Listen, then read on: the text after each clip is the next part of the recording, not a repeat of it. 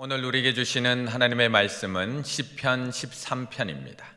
시편 13편 1절에서부터 6절까지의 말씀입니다.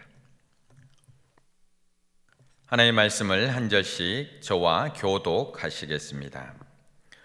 여호와여, 어느 때까지니까 나를 영원히 잊으시나이까? 주의 얼굴을 나에게서 어느 때까지 숨기시겠나이까? 나의 영혼이 번민하고 종일토록 마음에 근심하기를 어느 때까지 하오며 내 원수가 나를 치며 자랑하기를 어느 때까지 하리이까? 여호와 내 하나님이여, 나를 생각하사 응답하시고 나의 눈을 밝히소서. 두렵건대 내가 사망의 잠을 잘까 하오며 두렵건대 나의 원수가 이르기를 내가 그를 이겼다 할까 하오며 내가 흔들릴 때에 나의 대적들이 기뻐할까 하나이다. 나는 오직 주의 사랑을 의지하였사오니 나의 마음은 주의 구원을 기뻐하리이다. 내가 여호와를 찬송하리니 이는 주께서 내게 은덕을 베푸심이로다. 아멘. 어렸을 때는 병원이 왜 이렇게 무서웠는지 모르겠습니다. 병원에 가는 것 자체가 두려움이고 떨림이었던 것 같습니다.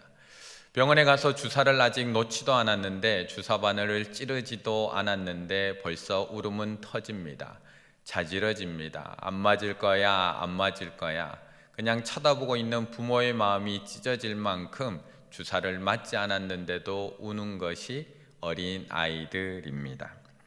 그런데 자라가면서 병원도 자주 가다 보면, 주사도 한 대, 두 대, 여러 대 맞다 보면 그런 고통들은 점점 사라지게 됩니다.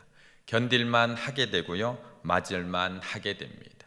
그리고 이제는 어느새 다 커버려서 이제는 아파하는 자녀들을 위로하고 격려해 줄 만큼 어른이 되어 있습니다. 실패와 고통도 마찬가지인 것 같습니다. 처음 겪는 실패는 어찌 그리 아픈지 모르겠습니다. 어찌 그리 힘든지 모르겠습니다. 그런데 그 실패도 자꾸 반복하다 보면, 자꾸 경험하다 보면 그것을 견딜 만한 힘이 생기는 것 같습니다. 입시에 실패하다 보면, 취업에 실패하다 보면, 연애에 실패하다 보면, 이렇게 인생을 살아가며 실패를 경험하다 보면 어느새 그것을 견딜 만한 힘이 생기고요, 또 때로는 어느새 실패한 사람을 위로하고 격려해 줄 만한 힘도 가지고 있는 나를 보게 됩니다. 조정민 목사님이 쓰신 고난은 선물이다 라는 책이 있습니다. 이 책에 보면 고통에 대해서 이렇게 이야기를 합니다. 고통을 견딘 만큼 강해지고 고난을 이긴 만큼 깊어집니다. 고통을 견딘 만큼 강해지는 것이고 고난을 이긴 만큼 우리는 깊어진다 라고 이야기를 합니다. 사실 우리는 이제 저 이야기를 잘 알고 있습니다. 고통을 견딘 만큼 강해진다는 것, 고난을 이긴 만큼 깊어진다는 것을 우리의 오랜 인생을 살아오면서 우리는 충분히 알고 있고 이제는 각오하며 살아가고 있습니다. 그런데 진짜 문제는 고통의 세기가 아니라 끝을 모른다는 것입니다. 나에게 힘든 일이 찾아올 것, 어려움이 찾아온다는 것은 우리는 이미 너무나 잘 알고 있습니다. 그리고 맞이할 각오도 되어 있습니다.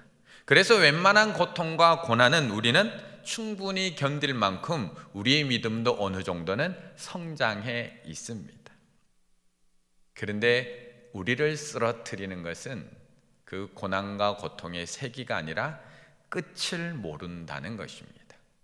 이 고통이 언제 끝날지 모른다는 것, 그것이 우리를 견디지 못하게 만듭니다. 그것이 우리를 버티지 못하게 만듭니다.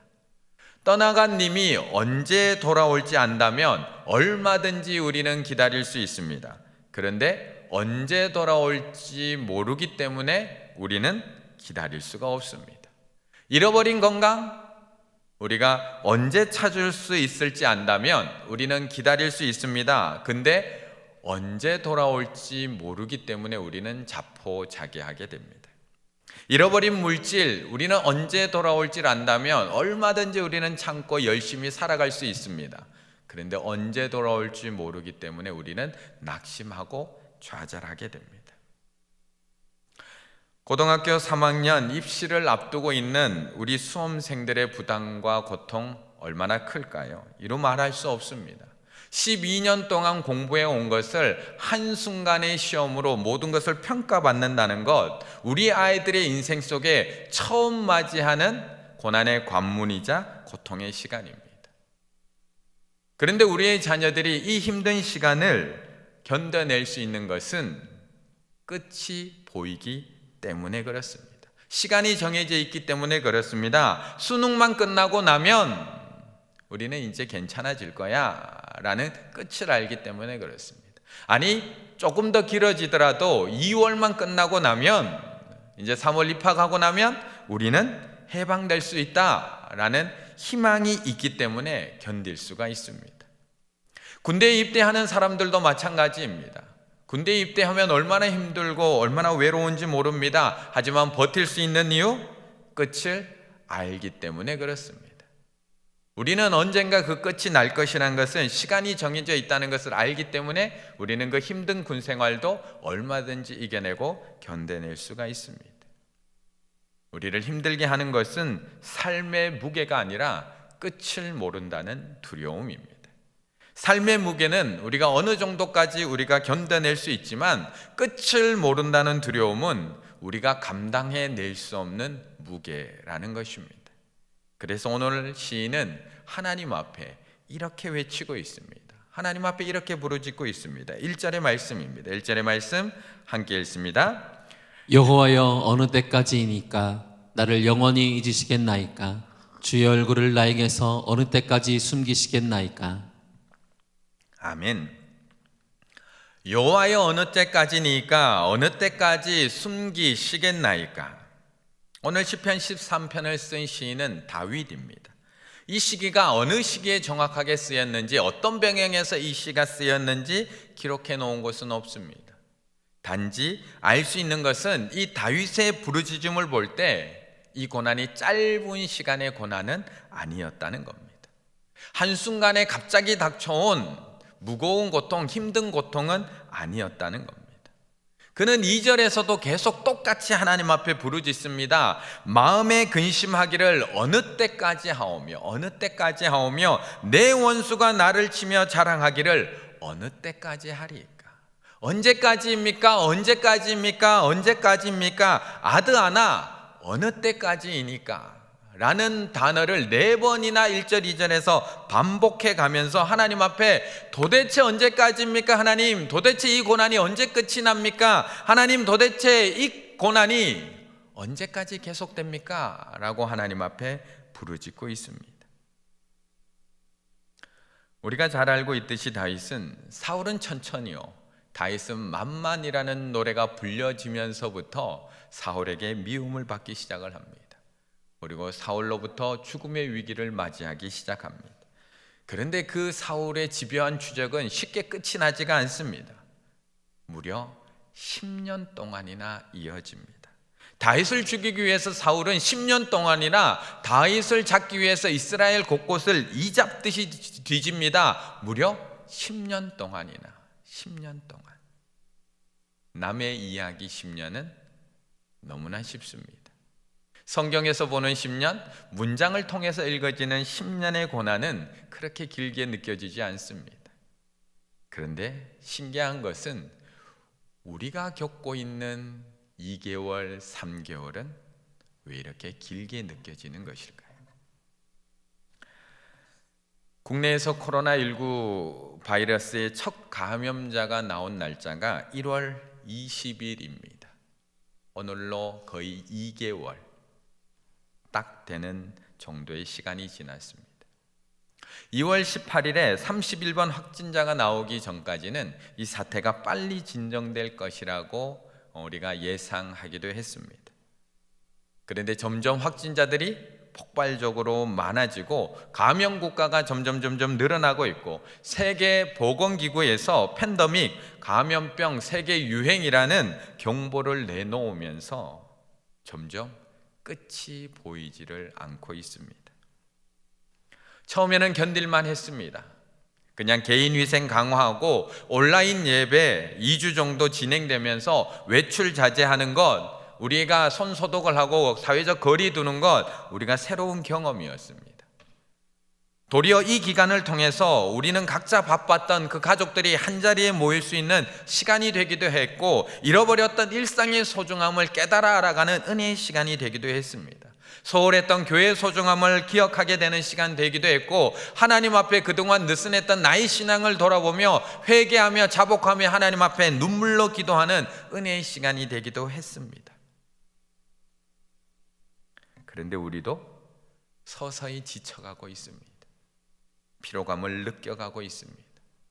방학이 연기되고 개학이 연기되면서 온 가족이 하루 종일 함께 있는 것 점점 힘들어져 가고 있습니다. 가족들 삼시세끼 밥 차리고 치우는 것 점점 지쳐가고 있습니다. 아이들도 하루 이틀이지 처음에 개학이 연장될 때는 너무나 행복해하고 너무나 학교 안 가는 것을 즐거워했지만 이제는 아이들조차도 슬슬 지겨워지고 있습니다. 마음대로 외출할 수 있는 것도 아니고 바람 쐬러 여기저기 돌아다닐 수 있는 것도 아닙니다. 가게들도 점점 더 어려워져만 갑니다. 회사들도 매출이 점점 계속 떨어져만 갑니다. 석 달 후에 남아 있을 수 있는 회사들이 있을까? 라는 기사들이 나오고 있기도 합니다. 오는 손님도 없고 가는 손님도 없습니다. 매상도 계속 떨어지다 보니 이제는 월세 낼 돈도 부족합니다. 나가야 하는 인건비, 관리비, 유지비는 똑같은데 들어오는 수입은 턱없이 부족합니다. 그래서 요즘 우리의 입에서도 오늘 다윗과 똑같은 고백이 흘러나오기 시작을 합니다. 하나님, 언제까지입니까? 언제까지입니까? 언제까지 계속될까요?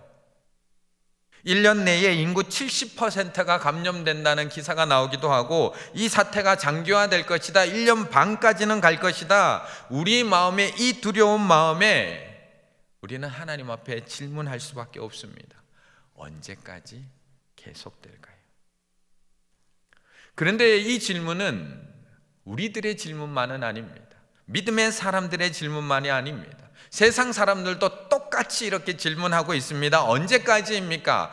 도대체 언제까지 계속될까요? 뉴스, 신문에서 계속해서 언제까지 계속될까? 라고 질문을 던지고 있습니다. 많은 사람들이 질병관리본부 관계자에게 이 질문을 던지고 있고 감염내과 교수님들, 의사들에게 이 질문을 계속해서 던지고 있습니다. 그렇다면 우리는 누구에게 질문해야 될까요? 우리는 누구에게 질문해야 될까요? 3절에서 우리에게 말씀해 주고 있습니다. 3절입니다. 여호와 내 하나님이여 나를 생각하사 응답하시고 나의 눈을 밝히소서. 두렵건대 내가 사망의 잠을 잘까 하오며. 아멘. 여호와 내 하나님이여, 여호와 내 하나님이여. 다윗은 오늘 하나님 앞에 질문하고 있습니다. 당연해 보이지만 10년 동안 쫓기고 있는데도 여전히 하나님 앞에 질문하고 있습니다. 하나님, 왜 10년 동안 제가 이렇게 기도하는데도 아무런 응답이 없으세요? 하나님을 원망하고 있는 것이 아니라 10년 동안 그 자리에서 건져주시지 않는 하나님 앞에 다윗은 여전히 질문하고 있습니다. 요즘 저희 집 딸이 질문이 점점 많아지고 있습니다. 궁금한 게 아주 많은 아이라 그 입에서 질문이 끊어지질 않습니다. 계속해서 저에게 질문합니다. 그 가운데 요즘 가장 핫한 질문, 저에게 계속하는 질문은 이단에 대한 질문입니다. 이단에 대한 질문. 신천지가 계속 매스컴에 나오고 신천지 이야기가 계속 돌면서 신천지도 예배 드려요? 신천지에서도 헌금하나요? 신천지에도 목사님이 있어요? 통일교는요? 통일교에서 만든 제품은 뭐예요? JMS는요? 한번 질문이 시작되면 끝이 나질 않습니다. 그런데 저희 딸이 저에게 영어는 질문하지 않습니다. 영어가 궁금할 때면 다행스럽게도 그 영어의 질문은 엄마에게 합니다. 엄마, 이건 뭐예요? 엄마, 이건 뭐예요? 영어의 질문은 엄마에게 묻습니다. 왜 그럴까요? 왜 이단에 대해서는 저에게 묻고 왜 영어에 대해서는 엄마에게 물을까요? 아이들도 누가 알고 있는지 알고 있기 때문에 그렇습니다. 누가 그 질문에 대답할 수 있는지 알고 있기 때문에 그 사람에게 질문합니다. 우리가 누군가에게 질문한다는 것은 그것을 알고 있다는 것을 전제하고 있기 때문에 그렇습니다. 그래서 세상 사람들은 코로나19 전문가에게 그 질문을 하고 있고, 관리자, 관계자들에게 묻고 있고, 감염내과 의사, 교수들에게 그것을 묻고 있습니다. 하지만 다윗은 오늘 하나님 앞에 묻고 있습니다. 오늘도 다윗은 여전히 하나님 앞에 언제까지입니까? 라고 묻고 있습니다. 10년을 하나님 앞에 기도했음에도 불구하고 여전히 쫓기고 있고, 여전히 자유롭게 밖에 나가지 못하고, 여전히 세상과 격리된 삶을 살아가고 있는 다윗인데도 그는 여전히 하나님 앞에 질문하고 있습니다. 왜요? 하나님께 답이 있기 때문에 그렇습니다.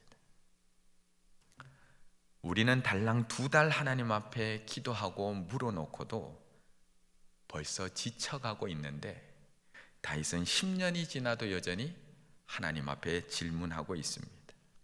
우리는 시간이 지날수록 점점 기도의 소리가 작아지고 있는데, 다윗은 10년이 지나도 하나님 앞에 똑같은 목소리로 질문합니다.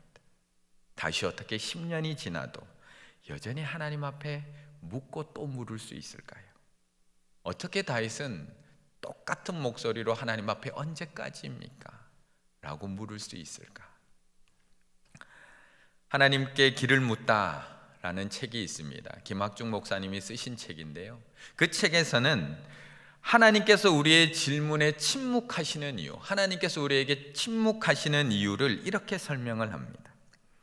하나님께서 불행의 원인을 묻는 우리에게 침묵하시는 이유는 하나님께서 무뚝뚝하시거나 우리가 겪는 고통에 대해 무관심하시기 때문이 아닙니다. 하나님께서 우리에게 그 이유를 설명해 주셔도 우리가 다 이해할 수 없기 때문입니다. 하나님께서 우리에게 그 이유를 다 설명해 주셔도 우리가 다 이해할 수 없기 때문입니다 라고 이야기합니다. 예수님께서는 하나님 나라의 비밀을 얘기할 때 우리가 다 알아들을 수 없기 때문에 비유로 말씀해 주셨습니다. 하나님께서는 우리를 사랑하셔서 예수 그리스도를 보내주셨지만 우리는 그 하나님의 뜻을 다 알지 못해서 그 예수 그리스도를 십자가에 못 박는 어리석은 사람들입니다. 그렇기 때문에 우리에게 다 이야기해 주셔도 우리가 알아들을 수 없다는 것입니다.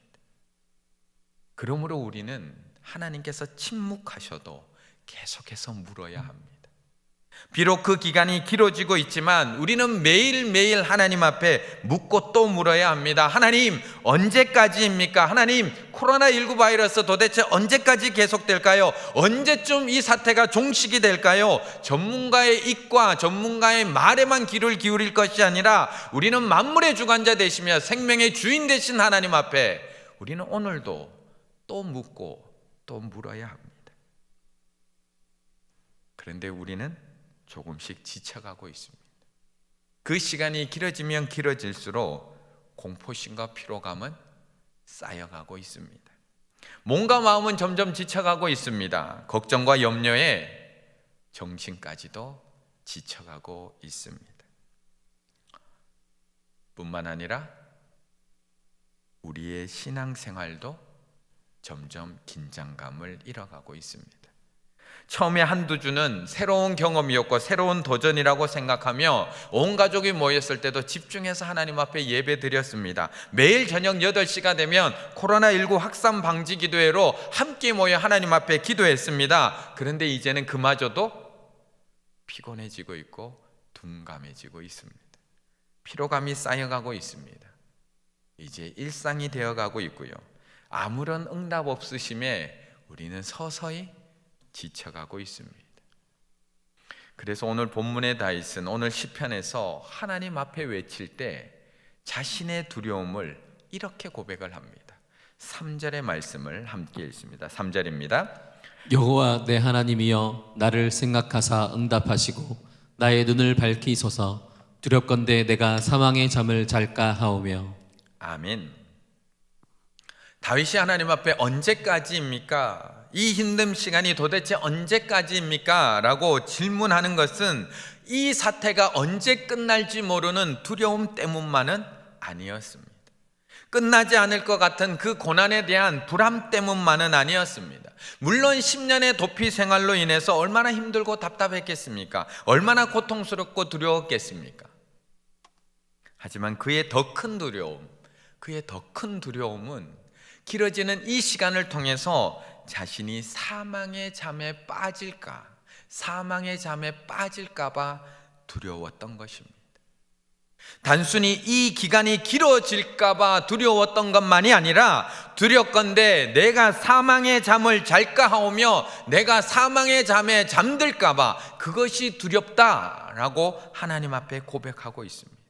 이 두려움은 단순히 육신의 사망을 의미하는 두려움이 아닙니다. 자신이 죽을까봐, 자신의 생명이 끝날까봐 두려워하고 있는 고백이 아닙니다. 지금 다윗이 고백하고 있는 이 두려움은 영혼의 사망을 의미하고 있습니다. 점점 길어지는 이 고난 속에서, 점점 길어지는 고통과 아픔 속에서 하나님을 향한 자신의 마음이 식어지는 영적 사망, 하나님을 향한 나의 신앙이 점점 식어져가는 영적 사망, 하나님을 향한 기도의 소리가 점점 작아져가는 그 영혼의 사망, 하나님을 향한 나의 간절한 그 간절함이 점점 식어져가는 그 영혼의 사망, 두렵건대 내가 사망의 잠을 잘까 하나님 앞에 기도하고 있습니다. 우리는 지금 무엇을 두려워하고 있을까요?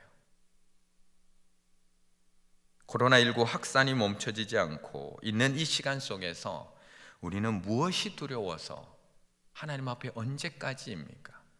하나님 언제까지입니까? 언제까지 이것이 계속될까요? 무엇이 두려워서 하나님 앞에 우리는 질문하고 있을까요? 우리의 건강 중요합니다. 육신의 건강이 있어야지만 영혼의 건강이 있기 때문에 우리의 건강 중요합니다. 우리는 코로나19 바이러스로부터 우리 가족을 지켜내고 우리 시민을 지켜내고 이 나라의 민족 지켜내는 것 중요합니다. 이 사회와 이 나라를 코로나19로부터 우리는 함께 지켜나가야 하고 반드시 그것을 해내야 합니다. 그런데 이 기간이 길어지다 보면 자칫 우리의 영혼이 잠들어 버립니다. 우리의 영혼이 잠들어 버립니다. 단절의 시간이 길어지고 가정에서 예배드리는 시간이 자칫 점점 길어지다 보면 신앙의 패턴과 하나님을 향한 열정을 잃어버리게 됩니다. 익숙함에 속아서 소중함을 잃어버리는 것처럼 편안함에 속아서 하나님께 대한 사랑과 하나님께 대한 경건함과 긴장감을 잃어버릴 수밖에 없다는 것입니다. 그래서 우리는 계속해서 흔들어 깨워야 합니다. 계속해서 흔들어 깨워야 합니다. 나 스스로가 내 영혼이 잠에 빠지지 않도록 나 스스로를 흔들어 깨워야 합니다. 편안함에 익숙해져서 하나님을 향한 긴장감과 그 뜨거움을 잃어버리지 않을 수 있도록 우리는 나의 영혼을 계속해서 흔들어 깨워야 합니다. 코로나19 감염 사태가 길어지면서 우리 자녀들의 생활이 지금 어떠한가요? 우리 자녀들의 생활이 지금 어떠한가요? 학교 다닐 때처럼 아침에 일찍 일어나고 시간에 맞춰서 온라인으로 수업 열심히 듣고 학원에서 내준 학습지 열심히 풀고 숙제하고 일기 쓰고 정해진 시간 일찍 잠자리에 들고 그렇게 평상시처럼 규칙적인 생활 잘하고 있는가요? 우리들은 어떤가요? 우리들의 가정생활은 지금 어떨까요? 2달 전에 그 일상처럼 하루하루 순간순간을 알차게 부지런하게 그렇게 잘 살아가고 있을까요? 교육자들이 저녁 8시마다 코로나19 확산 방지 기도회를 가지고 있는 것은 먼저는 하나님 앞에 이 문제를 내어놓고 나아가고 하나님께서 이 문제를 해결해 주시기를 간절히 구하는 시간 맞습니다. 하지만 더불어서 우리 성도님들이 교회에 나오지 못하는 이 시간 동안 신앙생활의 패턴, 하나님을 향한 긴장감, 그 신앙의 열정을 잃어버리지 않도록 우리는 계속해서 그 영혼이 잠들지 않도록 깨워드리는 그 시간입니다. 그런데 그 시간도 길어지다 보니 이제 그 기도에 또한 우리에게 익숙해져 가고 있습니다. 익숙해져 가고 있습니다. 편안해지기 시작을 합니다. 이제 귀에 잘 들어오지 않습니다. 8시 벌써? 시간이 지나도 시간이 지난 줄 모릅니다. 기도의 열기 식어지고 있고요, 졸음이 오기 시작을 합니다. 우리 성도님들만 그럴까요? 인도하고 있는 저희들의 긴장감도 똑같이 떨어지고 있습니다. 그래서 우리 교회에서는 다시 우리 성도님들을 흔들어 깨우려고 합니다. 다시 우리 성도님들이 영혼의 잠에 들어가지 않을 수 있도록 또 흔들어 깨워보려고 합니다. 다시 교회에 나오던 그 신앙의 패턴들을 다시 회복시켜 보려고 합니다. 잠깐이라도 교회에 와서 기도하고 돌아갈 수 있도록 그 자리를 만들어 보려고 합니다. 그것이 성전뜰 기도회입니다.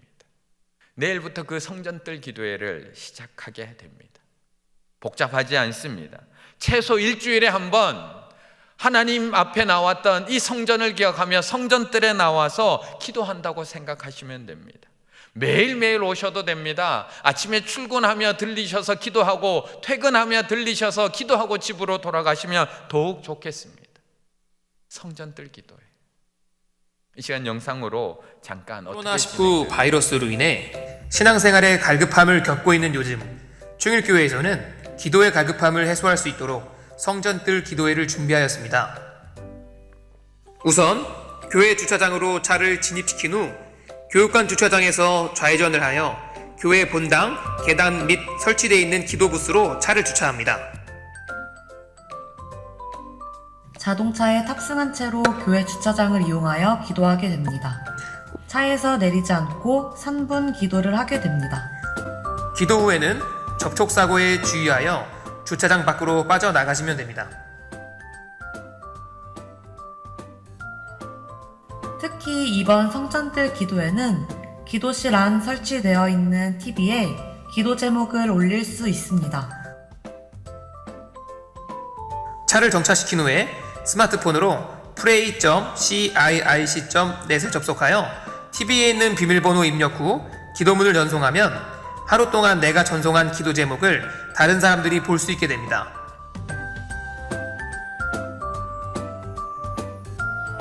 꿈틀꿈틀 꿈을 심고 꿈이 자라는 교회, 충일교회, 성전뜰 기도회를 통해 코로나에 움츠러들지 않고 신앙을 꿈틀꿈틀 일으키는 아름다운 시간이 되었으면 좋겠습니다.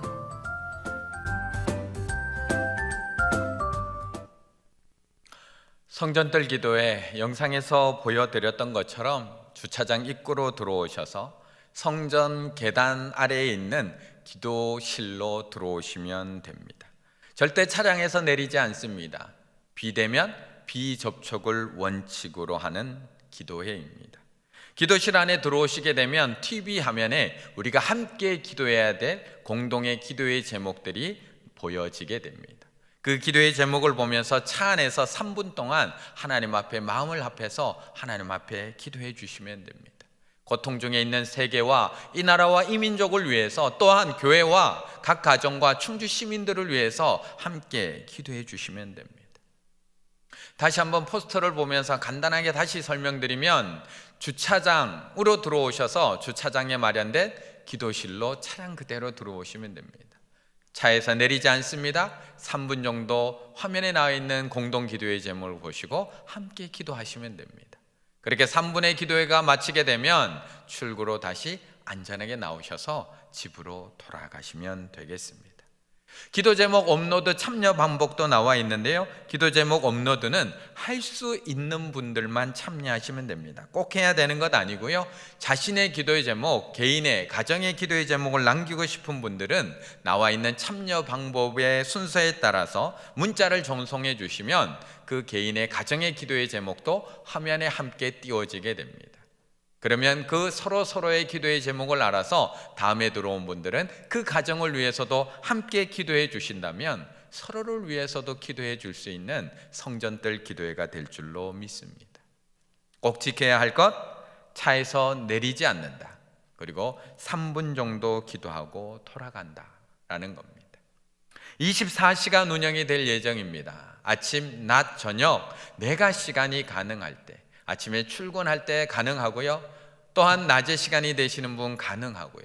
저녁에 퇴근하시면서 아내와 함께 가족과 함께 오셔서 기도해 주셔도 됩니다. 그동안 오지 못했던 교회, 너무나 오고 싶었던 교회 다시 그 뜰에 오셔서 하나님 앞에 기도한다며 매주 매일 하나님 앞에 나와 우리가 교회 뜰에 오셔서 함께 기도를 이어간다면 또한 우리의 영혼이 깨어나는 시간이고 또한 하나님께서 그 기도에 응답해 주실 줄로 믿습니다. 차량이 없으신 분들께는 정말 죄송합니다. 하지만 집에서 기도하는 그 자리가 또한 하나님께서 함께하는 자리이고 성전이기에 지금까지 자리에 오셨던 것처럼, 하지만 다시 한번 자신의 영혼을 깨우며 느슨해졌던 자신의 마음을 다시 한번 다잡으며 저녁 8시 코로나19 확산 방지를 위한 기도회에 다시 한번 뜨거움으로 참석하신다면 우리의 영혼은 다시 한번 깨어나게 될 것입니다. 코로나19 언제까지 계속될까요? 저도 모릅니다. 하나님만이 아십니다. 그래서 우리는 오늘도 하나님 앞에 물어야 됩니다. 분명히 하나님께는 이유가 있고 분명히 하나님의 계획이 있지만 우리가 다 알지 못할 뿐입니다. 우리는 하나님 앞에 계속 물으며 내 영혼이 잠들지 않도록 나를 흔들어 깨워야 됩니다. 영혼이 잠들지 않도록 편안함에 빠져서 하나님을 잃어버리지 않도록 육의 건강과 함께 영의 건강도 함께 잘 지켜나갈 수 있도록 우리는 내 영혼을 계속해서 흔들어 깨우며 나아가야 합니다. 내일부터 시작되는 성전 뜰 기도회를 통해서 편안함에만 익숙해져가는 나의 영혼을 흔들어 깨우시기를 바라겠습니다. 코로나19로 인해서 위축되어 있는 내 영혼을 꿈틀꿈틀 다시 한번 기도로 깨우며 나아가실 수 있는 우리 충일의 가족들 다 되시기를 간절히 바라겠습니다. 기도드리겠습니다.